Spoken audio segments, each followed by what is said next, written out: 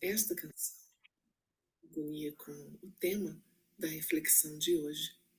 Desta vez, nós não vamos fazer aquela repetição tradicional. Quando chegarmos ao final, não vamos voltar ao início.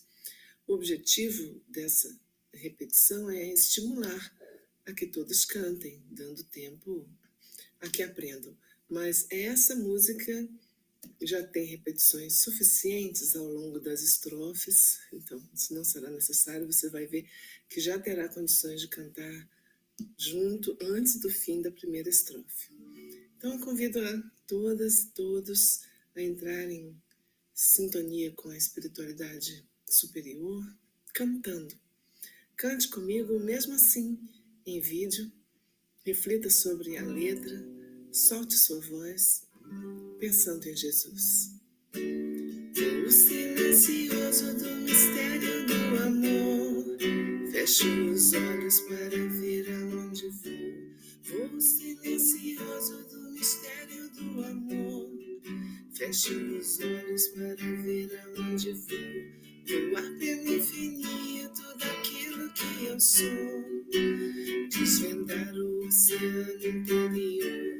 Voar pelo infinito daquilo que eu sou, mergulhar no oceano interior. Beija-flor, me leva. Beija-flor, desperta em mim. Beija-flor, me leva.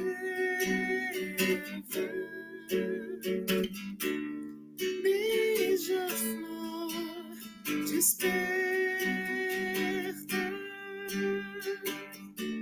Me leva nas águas desse rio encantador, vale dourado do meu lindo beija-flor. Me leva nas águas desse rio encantador, vale dourado do meu lindo beija-flor. Voar nesse azul, sol a se pôr, vento suave me traz o frescor. Voar nesse azul, o sol a se pôr, vento suave me traz o frescor. Beija-flor, me leva. Beija-flor, desperta em mim. Beija-flor, me leva. Beija-flor, desperta. Beijo suave faz abrir todas as pétalas dessa flor, brilho da mata que incendeia o pescador. Beijo suave faz abrir todas as pétalas dessa flor, brilho da mata que incendeia o pescador. Passarinho que me encanta, canta o canto do amor, me leva para onde você for. Passarinho que me encanta, canta o canto do amor, me leva para onde você for. Beija-flor, me leva. Beija-flor, desperta em mim. Beija-flor, me leva. Beija-flor, desperta.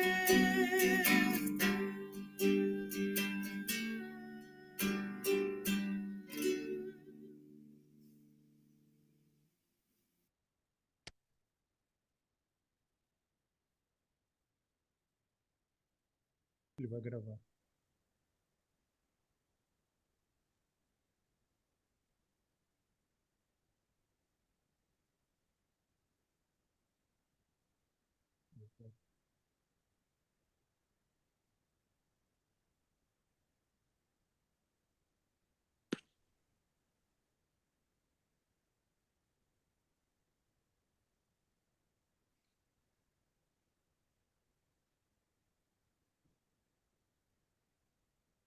Boa noite a todos.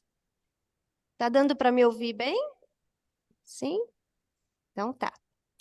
Pessoal, então o tema da nossa noite é sombras, um caminho para o autoconhecimento. Confesso que não foi um tema fácil para mim. Inicialmente, quando a Ângela me convidou, né, Ângela? Eu falei que eu ia falar de outro tema, mas sutilmente eu fui levada para esse tema. E como eu sou obediente, eu aceitei o desafio, né? Mas foi, assim, realmente um desafio para mim. Hoje a gente vai falar um pouquinho sobre Joana de Ângeles, Jung, e vou trazer um pouquinho também do yoga integral, que eu tenho estudado bastante e que tem me ajudado a compreender mais alguns processos, tá? Então, vamos falar uma primeira definição que eu trouxe para vocês. Sombra é tudo aquilo que reprimimos em nosso interior. Não queremos ver. Aquilo que está oculto tem força e inteligência de controlar as nossas vidas. Assim, o lado obscuro começa a tomar decisões, fazer escolhas, sufocando a nossa liberdade. Jung, ao despertar esse conceito, atribui como a maior força autodestrutiva da psique. Então, o que seriam as nossas sombras? Os medos, inseguranças, vergonha, traumas, memórias, amarguras, melancolias, rancores, não perdão, ressentimentos, vícios, culpa, ignorância e mais uma lista aí gigante. Mas Joana de Ângeles, ela vem nos trazer uma outra reflexão, né? Que as sombras muitas vezes são mal interpretadas por nós. Quando se fala de sombras, parece algo assustador, sombrio, né? Mas Joana vai nos mostrando que tem muito mais coisa nas nossas sombras, coisas positivas que a gente desconhece.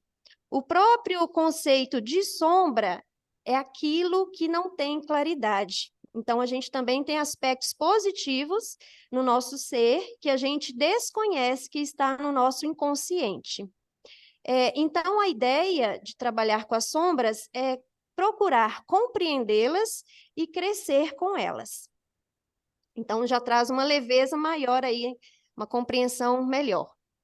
E aí eu queria trazer um pouquinho para vocês a simbologia da flor de lótus, né? Uma simbologia aí do yoga, do mundo do autoconhecimento.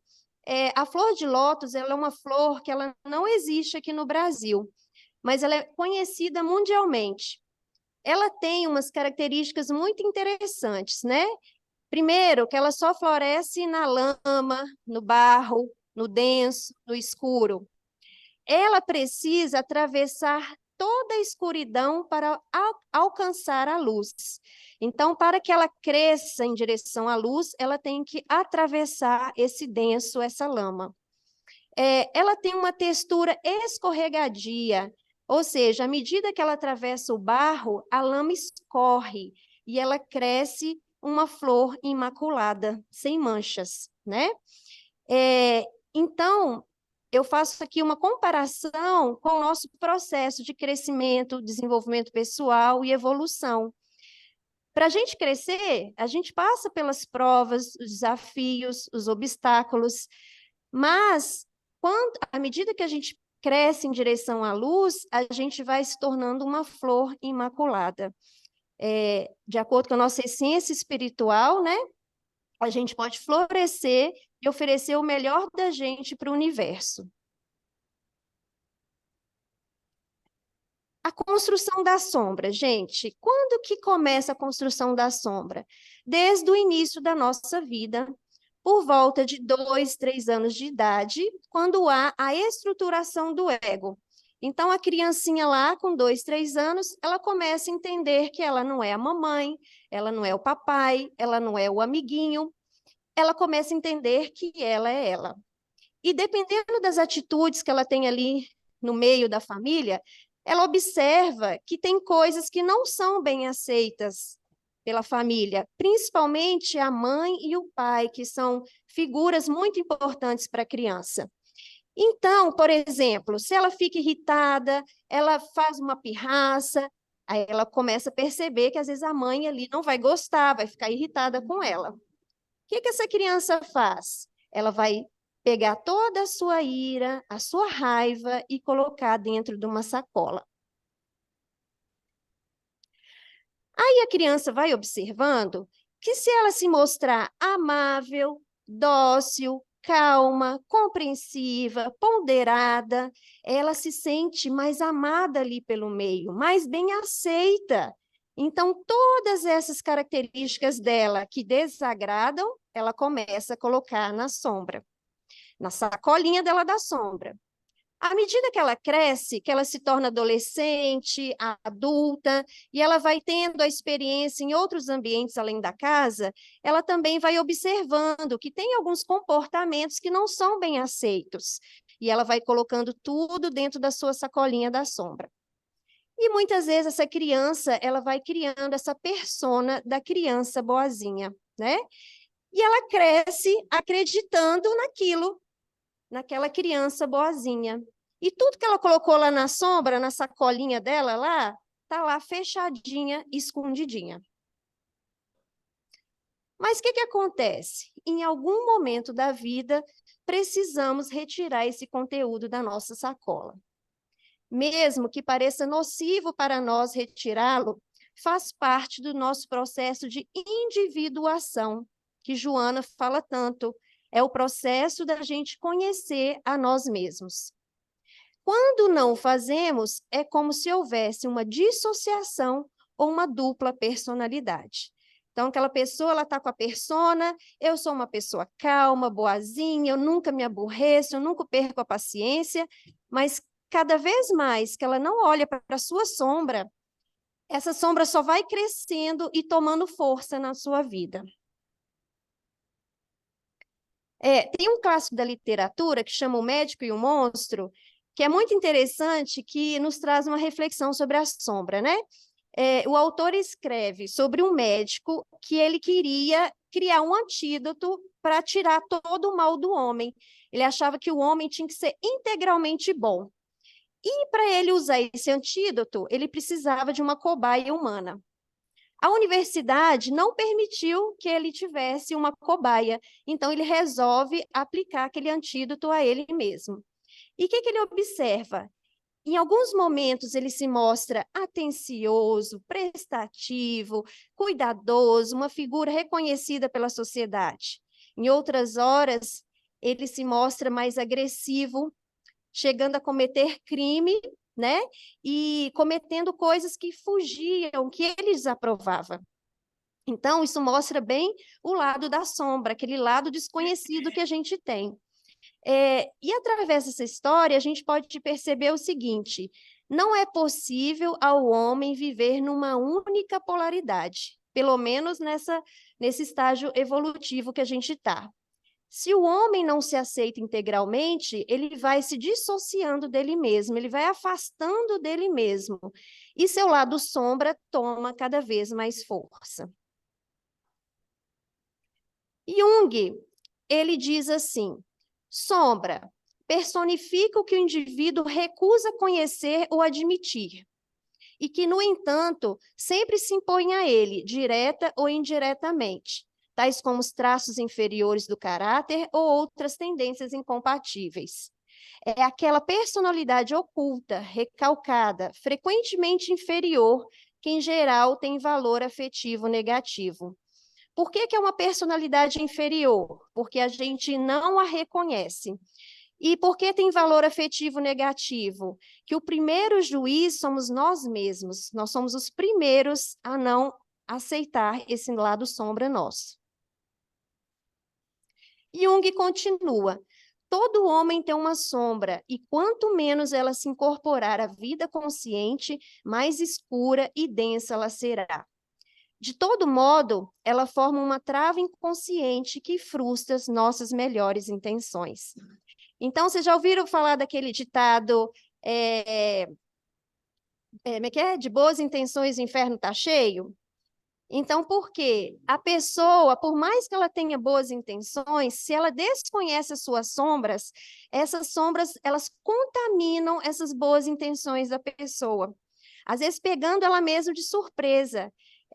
Vocês já repararam que, às vezes, a gente está se esforçando pra caramba numa situação, a gente quer melhorar, e, de repente, parece que a gente mete os pés pelas mãos, aquela frase, né, a famosa frase, dá um tiro no pé, se boicota, né? Porque muitas vezes a gente não está querendo olhar para as nossas sombras e elas estão querendo dizer algo para a gente. As sombras de que são compostas? A sombra não consiste apenas de tendências moralmente repreensivas, mas também demonstra várias outras boas qualidades. Então, por exemplo, uma pessoa que ela tem muita dificuldade de falar em público, mas às vezes ela tem lá na sua sombra um grande palestrante, um orador que ela desconhece, porque está no seu inconsciente. Instintos normais, como o instinto de preservação, ele está na sombra. Reações apropriadas, insights realistas. Então, assim, tem uns momentos da vida que a pessoa está passando uma dificuldade, um problema, e de repente ela tem um insight. Mas isso veio de onde? Lá do seu inconsciente, da sua sombra, e aquilo vem te trazer uma luz. Impulsos criativos, né? E Jung fala desses impulsos que estão também na nossa sombra, que são os impulsos que nos faz ser mais flexíveis na vida, impulsos que nos faz ter soluções para as dificuldades da nossa vida. Então, para a gente ver que sombra não é só coisa negativa, não. Joana diz, todas as minhas experiências já vividas em outras encarnações também compõem a minha sombra. Então, por exemplo, numa família, a gente tem 2 irmãos que foram criados no mesmo ambiente familiar, com a mesma educação, com os mesmos pais, e essas 2 crianças crescem e se desenvolvem completamente diferente, têm comportamentos diferentes. Por quê? Cada um tem a sua história de vida, cada um tem a sua bagagem espiritual, né? Então, isso também, muito do que a gente já viveu em outras vidas está lá nas nossas sombras. O que a Joana nos diz? A Joana, que nos incentiva tanto ao aprimoramento humano e à evolução, ela fala da importância do autoconhecimento e diluir as nossas sombras através de mudanças de atitude que sejam compatíveis com a conquista da inteligência e do sentimento. Então, a cada encarnação, a gente está trabalhando a nossa inteligência, o nosso sentimento, só que a gente precisa também começar a trabalhar para a gente ter atitudes compatíveis com esse desenvolvimento, né? E claro que não são mudanças repentinas, um pouquinho de cada vez, mas é importante a gente ter esse esforço de melhora e de mudança.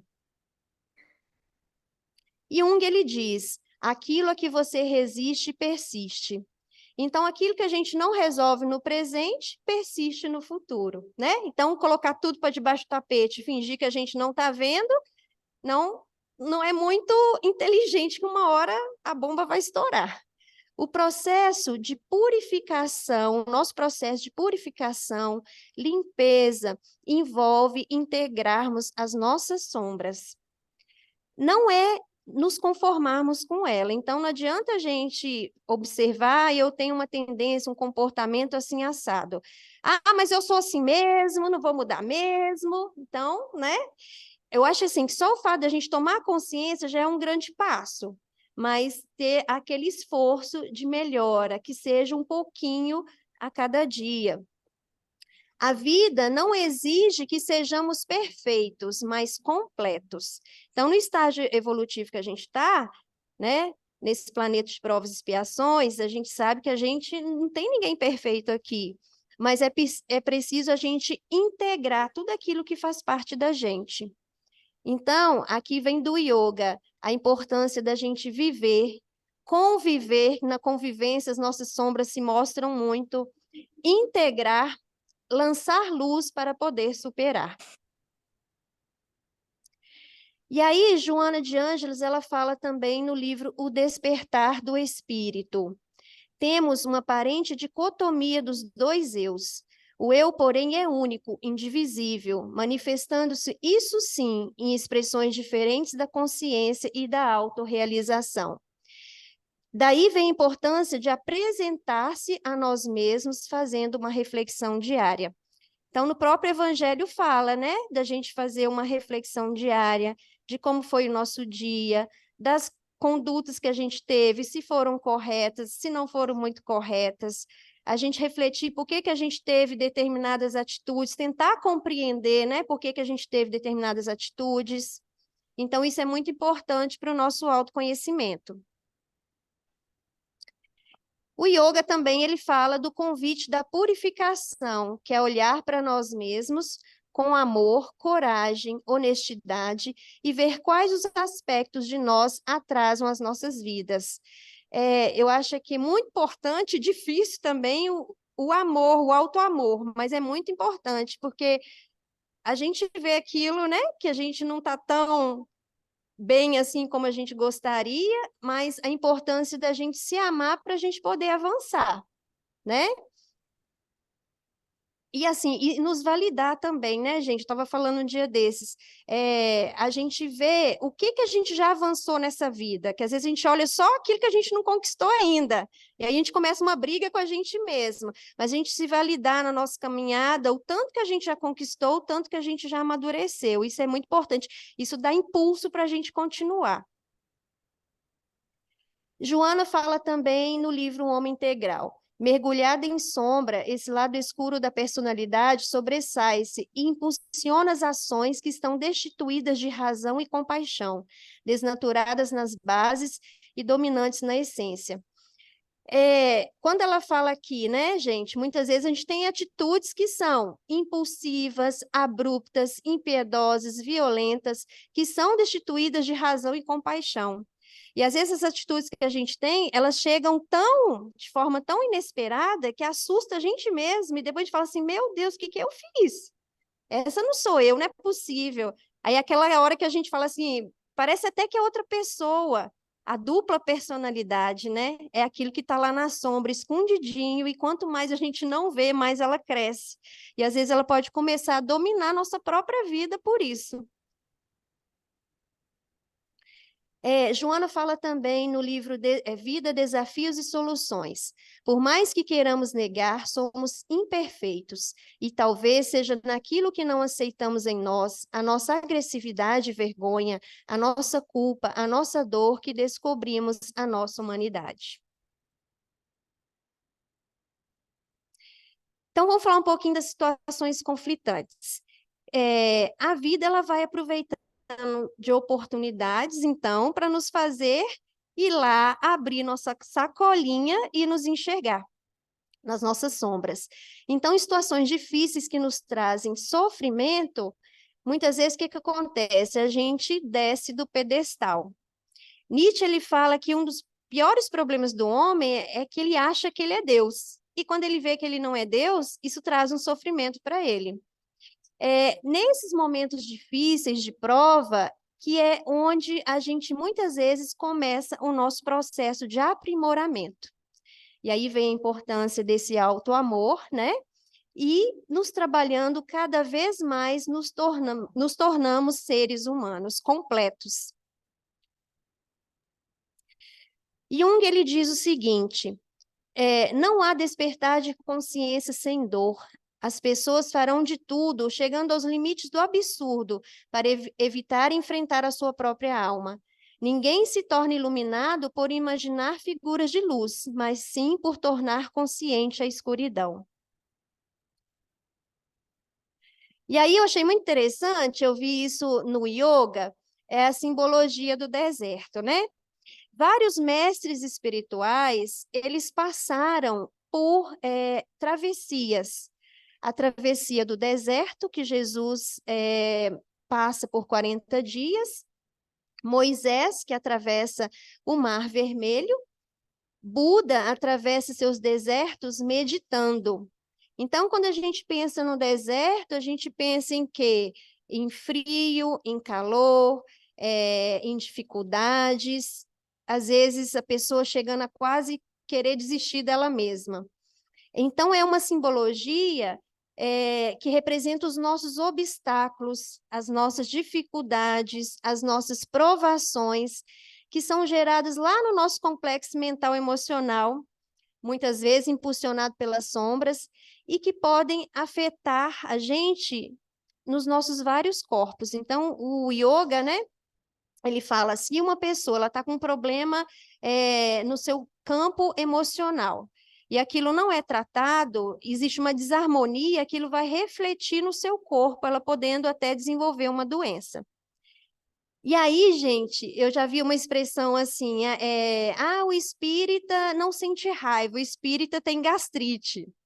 Então, às vezes, a gente nesse intuito da gente querer tanto melhorar e fazer o bem, e ser o exemplo, às vezes a gente está deixando de olhar lá para a nossa sacolinha, que é tão importante. A gente está fingindo que não vê e desenvolve uma gastrite, porque nosso campo emocional, mental está desequilibrado. Então, eu acho que a gente tem que ter esse equilíbrio para poder entender isso. Aí eu achei muito interessante nesses estudos que eu vi, falando que no casamento, como a vida aproveita as várias oportunidades, ela aproveita muito do casamento. Porque nessa relação tão íntima e tão próspera, ela faz com que nós olhamos para as sombras do outro e a nossa, né? Então, assim, olha que legal essa tirinha, né? O casal lá, já casando, e aí vê a esposa vê saindo alguma coisa da cabeça dele, né? Acha estranho, eles vão lá para sua noite de núpcias, aí, de repente, o que acontece? Um monstro aparece. Por que um monstro? Porque aquilo é desconhecido e assusta. E a mulher fica apavorada, né? E, de repente, ela vai lá, põe a mãozinha na cabeça e ela vê que está saindo alguma coisa dela também. Aí lá, o que aparece? O monstro dela também aparece, né? Mas aí, quando esse casal, ele começa a aceitar as suas próprias sombras e aceitar a sombra do outro, é como se eles fossem se curando. E eles vão descobrindo também, além dessas sombras do outro, um poder, uma força ali dentro do casal que eles desconheciam.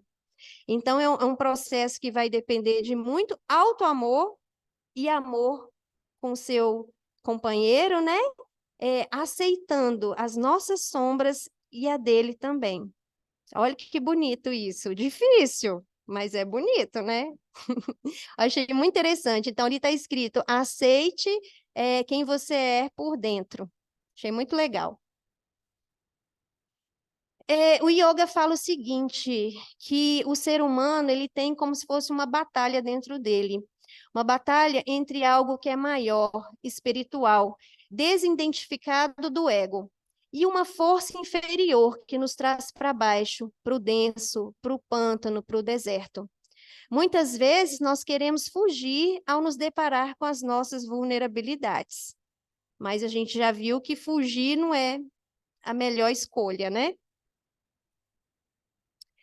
E aí o Evangelho vem trazer um pouco mais de leveza para a gente, falando do homem de bem, que a vida não quer que sejamos perfeitos. A vida quer que a gente se aperfeiçoe. Então, o homem de bem é aquele que se esforça a cada dia, a cada momento, para se tornar uma pessoa melhor. Ele reconhece nele mesmo uma outra natureza que deve ser acolhida e amada, né? Então, ninguém aqui vai ser perfeito, todo mundo tem a sua sombra, que a gente tem que ter um pouco de autocompaixão também. E aí Jesus fala, de fato vos digo, se quiser viver o reino dos céus, você precisa morrer para si mesmo. Então, a reflexão que eu fiz é que morrer para si mesmo é a gente abrir mão das nossas fantasias, ilusões, vícios, o apego excessivo à matéria, todos esses obstáculos que faz a gente se afastar de nós mesmos, que faz a gente se afastar da nossa essência espiritual, né? Então, às vezes, a gente vai acumulando um monte de detroços, de pensamentos, de vícios, de coisas, egoísmo, arraigado à matéria, que nos impede de nos aproximar da nossa verdadeira essência, que é a essência espiritual. E aí, no yoga também diz o seguinte: olhar para as nossas sombras e dissolver com a luz da sabedoria. Sabedoria não é inteligência somente, sabedoria é inteligência, é amor, é ação, é perseverança, é esforço. E a gente não atravessa esses nossos desertos se a gente não tiver uma motivação maior em nós. Então, acho que a gente, como espírita, né, nesse ponto, a gente tem algo que nos impulsiona, a gente saber que a gente está muito além da matéria, que nós somos seres espirituais a caminho da evolução, a caminho da perfeição. Isso nos impulsiona a gente continuar. E aí, eu achei interessante também essa comparação aqui. Quando a gente acorda e vê o céu nublado, a gente fala assim: ih, hoje não tem sol. Não, tem sol sim, o sol está lá, só que as nuvens estão camuflando o sol, né? Então, gente, nós já somos o grande eterno, a essência divina espiritual. O que camufla isso, muitas vezes, são as nossas sombras, que são como véus, e a gente não consegue enxergar isso. Então, nós já somos completude, plenitude, eternidade, felicidade, amor incondicional. Isso aí só está encoberto pelas nossas sombras, né?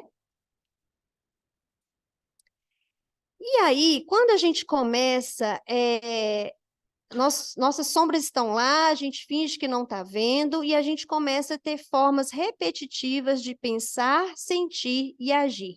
Então, diz que o homem ele tem por volta de 6.000 pensamentos por dia.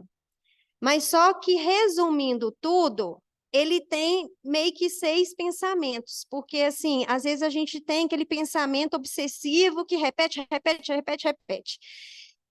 E a gente vai tendo aquele pensamento repetitivo, com um sentimento repetitivo e com uma ação repetitiva, que às vezes a gente nem se dá conta. Então, isso vai nos tornando pessoas encaixotadas, e que impede da gente viver criativamente. A gente vira uma forma padronizada de viver. São padrões que nos engessam, né? No yoga, ele fala de sanskaras, que são esse padrão repetitivo de pensar, sentir e agir. Então, são hábitos cristalizados, condicionamentos, padrões que tiram a nossa criatividade de viver, cria cicatrizes mentais, psíquicas e emocionais, se tornam os nossos vícios, medos, insegurança, vergonha, baixa estima.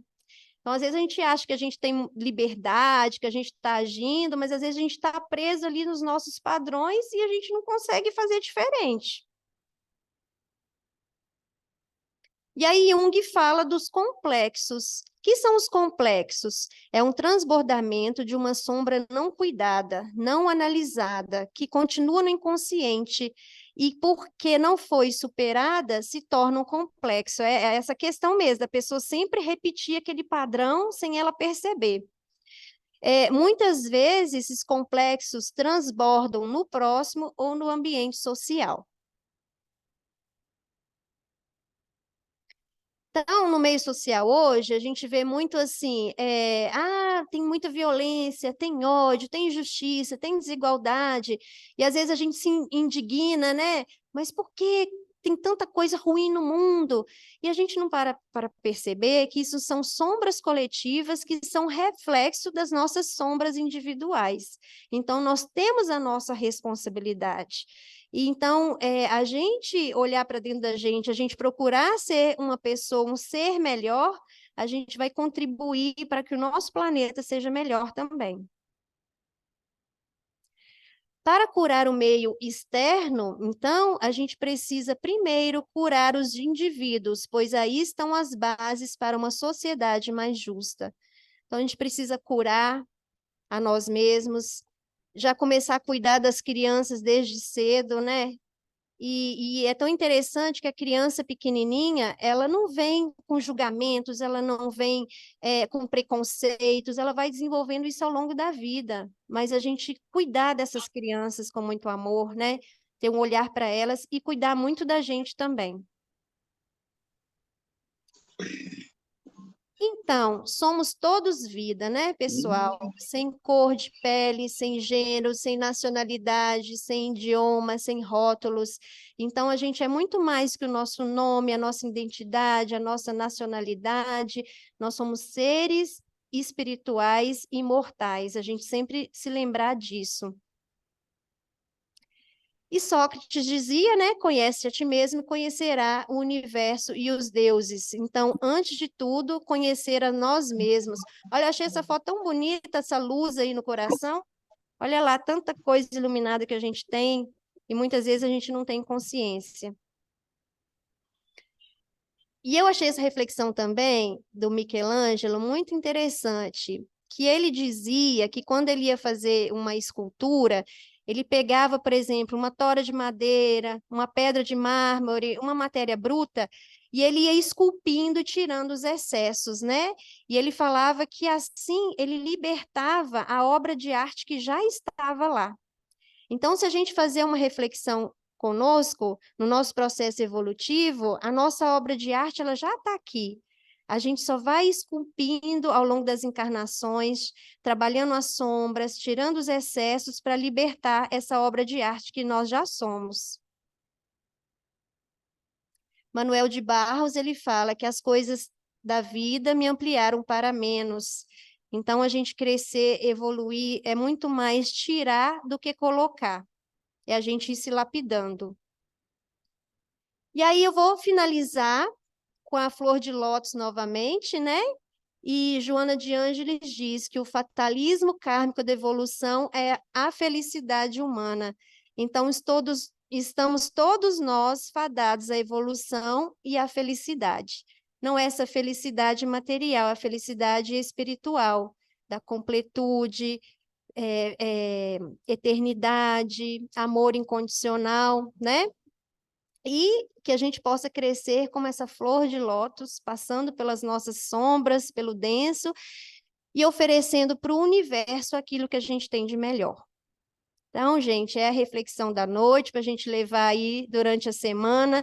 Não, a gente vai ter essa encarnação, outras para a gente trabalhar as nossas sombras, mas a gente sempre procurar olhar para a gente e olhar com mais amor.